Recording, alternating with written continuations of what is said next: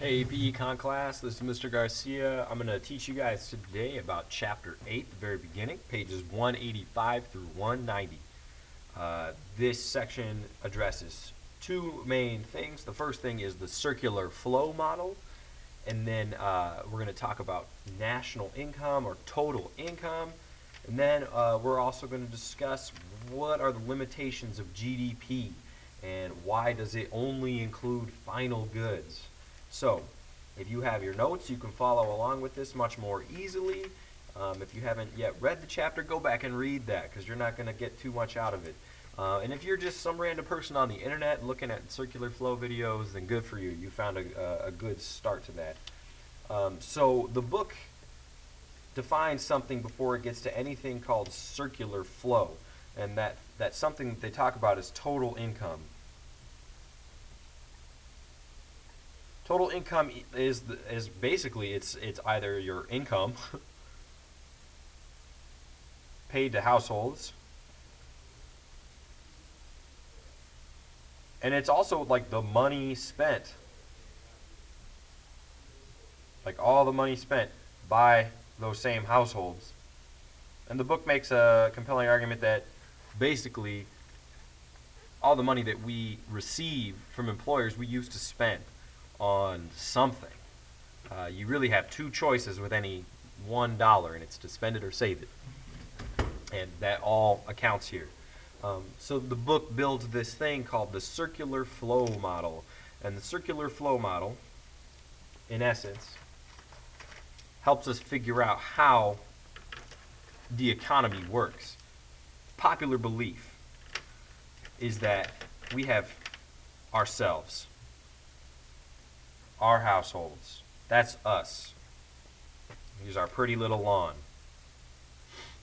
And we are always giving up our money. We're always giving up our money to the man or to, let's say, businesses. Their orange smoke always polluting our places. So we have households and we have businesses, and the popular belief, like I said, is that we are just constantly giving our money back to the factory, back to the businesses, back to the man, and they're taking all of our money and then they're making giant Scrooge McDuck type of pools, and they're swimming in the change and all that kind of stuff. But that's not right.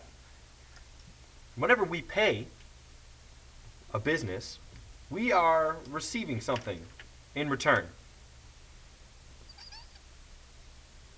When I go to Walmart, I'm not just throwing my money into the belly of the beast. They're giving me something back. They're giving me final products.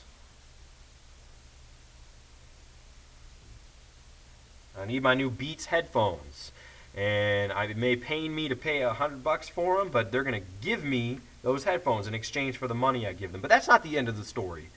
That seems like it from our consumer perspective. But imagine you're this business person perspective. You are the manager at this factory or this Walmart or whatever business you want to use. You want to access the labor, the land, the entrepreneurship, the capital, the human capital that exists in the households. You want the best people working at your factory so that you can get things done efficiently. So you pay wages. You pay wages to the households so that you can keep them coming back, so they will work for you. Now, when you as a business are giving money to households, they're giving you something back. When you pay a wage, you're assuming that they're bringing in for you resources. We defined this earlier as factors of production: land, labor, capital, entrepreneurship. Those types of things are what we give to businesses. So again, just to reiterate here, this is the households and this is the businesses. And this is the circular flow model. This is how an economy works. The money doesn't just flow one direction. If it did, then our economy would stop. But we give money to businesses. The businesses then invest that money in us, training us, giving us raises, taking profits so that people who invest in the company can make money on their investments and then in turn invest more money into the economy, and so that I can take out a loan and then I can buy final products from these businesses. This is how the economy works. It doesn't work in one direction. It's a circular flow. And so if you're an economist and you want to boost GDP, you want to increase the total income paid to households, you need to get people spending again. So this is the circular flow. You don't just want to increase wages, but you want people to buy things. You want people to take out loans to buy a house.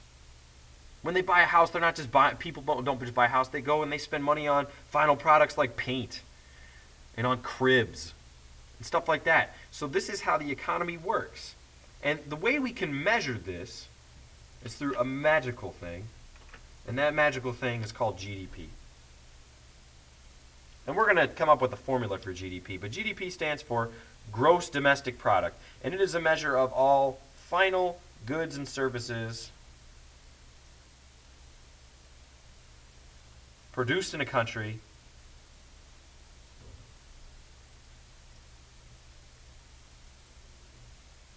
in a given year. So that means a couple things. One, that they have to be final goods. We count a donut as a final good because you presumably use that donut as a final good. You're not using it to build a house. That would be really stupid anyways, but you're using it as food. Now the wheat, the sugar, the eggs, everything that went into that egg is an intermediate good. Everything that went into that donut was an intermediate good. And so that added value to the donut. When you start out with just the wheat, maybe the donut, you could sell the wheat for the donut at like 3 cents. The final donut ends up costing $1. And what ends up happening is from that 3 cents to that $1, you increase the value, you add value to the donut when you add sugar, when you add processed flour, when you change all of the intermediate goods and you input them into the donut, and it creates one final good. Now, one criticism of GDP is it doesn't include things. And it doesn't include happiness. It doesn't include housework and a variety of other things that aren't final goods. It doesn't include environmental degradation.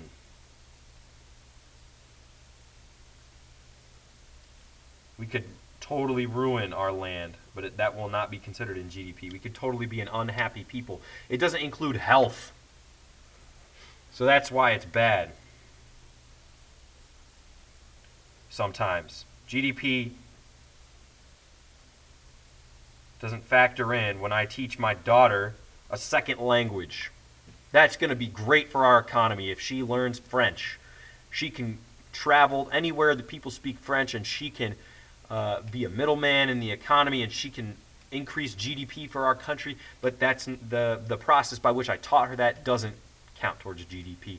When I do a great job shoveling my sidewalk so people don't fall down, that doesn't get counted towards GDP. That doesn't mean it's not worthwhile, but GDP can sometimes be, it could fall short of what we need it to measure. So this was circular flow.